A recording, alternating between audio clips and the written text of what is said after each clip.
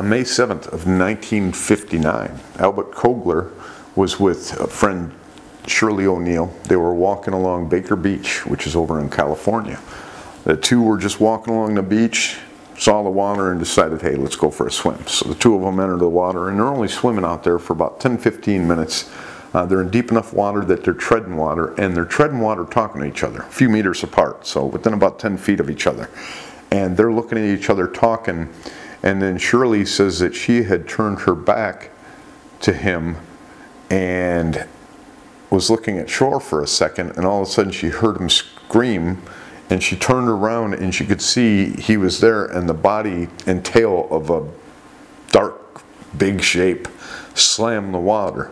So there's a shark. She realized it's a shark. He's yelling at her now to get away, get out of the water, and she wanted to swim to him, but she wasn't going to swim to him when he's telling her to get out of the water. She could see that he's still struggling and fighting with whatever's underneath the water. So it sounds like the only time they saw the shark was at the beginning of the attack when it surfaced, and then it was doing all the biting underneath the water after that. Very short attack as far as they can be. Some of them go minutes to 20 minutes, you know, where it drags around the body. This ended up taking, sounds like about a minute of an attack, multiple bites. He's in the water now, and now he is trying to swim to her. So he's free of the shark. The shark left him on his own, and the shark went on its way. He's trying to swim to shore. He's a strong swimmer. He's like a competitive swimmer type guy, and he can't make no headway. So she wants to go out and save him, and she's, you know, like I said, more toward shore, but now she asks him, and he says, help. So she swam into this blood-stained water, and she was going to grab him by the arm, but his arm was almost severed. He had damage to the arm. So she told him, look, the only way I'm going to be able to get you to shore is if you turn around on your back and you relax.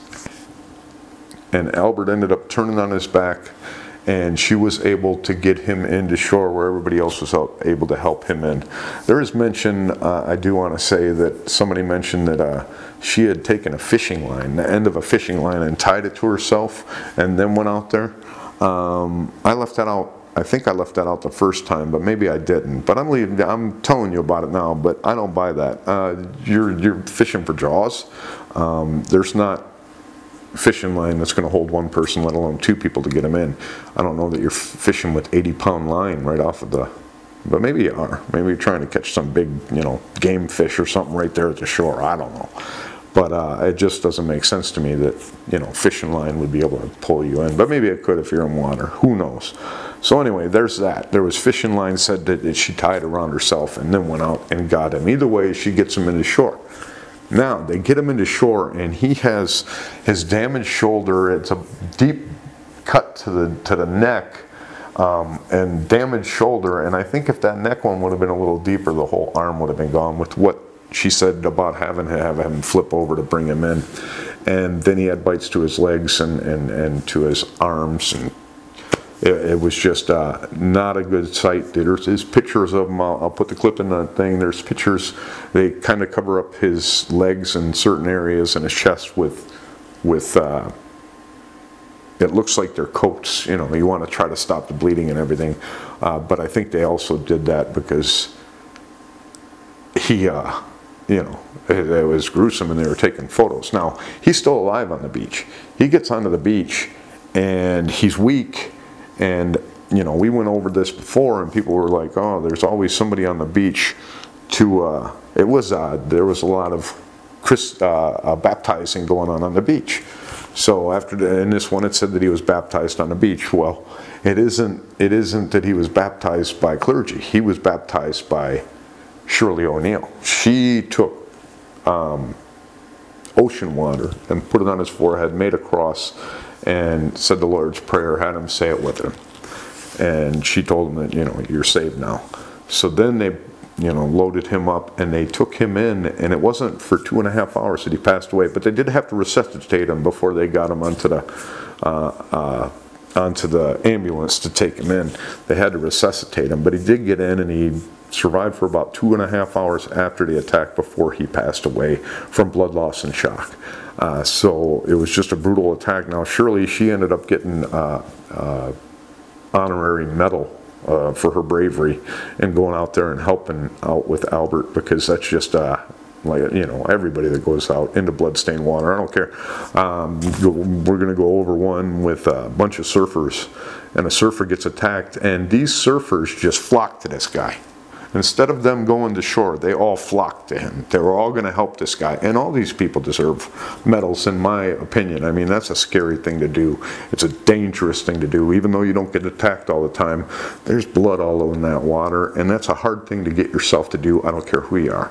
So good on Shirley for doing that. She was taken to the hospital. She was in shock, so she had to be treated for shock. But she ends up surviving the incident. I don't think she was even hit by the shark's tail at all. That she just ended up seeing all this happen. But the initial bite, she didn't see any of the bites. And this is the thing with these attacks. Most of the time you don't see the biting. That's happening under the water. Most of the time you're seeing them grab the person and take them under, but you're usually not seeing the biting unless they're on a surfboard or something like that. So that, you know, that makes it, I think that makes it a little bit worse, that your imagination takes over, and that's why the pop-off video is so difficult to watch, especially when he's flipped upside down, because you know what's going on under that water. You're just not seeing it. So that's the attack on Albert Kogler, a very vicious attack on this young man, 18 years old, and an attack, a fatality. And I'm not putting this down as an attempt to consume, as I don't know that it removed a lot of tissue. And what I'm basing this on is Maria Korsmeros and the attacks on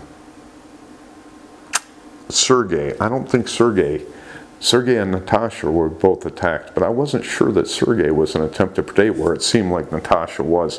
This seems like a very vicious and brutal multiple bite attack like Maria Korsmeros, but had nothing to do with feeding.